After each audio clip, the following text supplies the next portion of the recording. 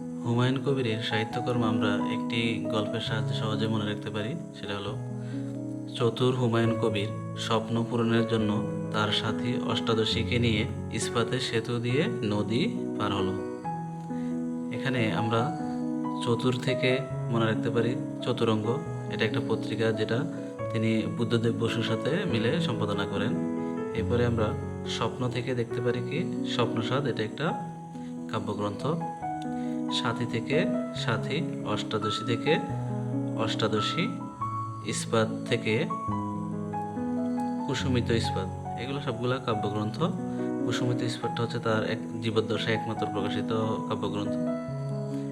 এরপরে আমরা তার নদী থেকে মনে রাখতে পারি নদী ও নারী, এটা একটা উপন্যাস যেটা পদ্মাপাড়ের মানুষের জীবন নিয়ে রচিত। ধন্যবাদ।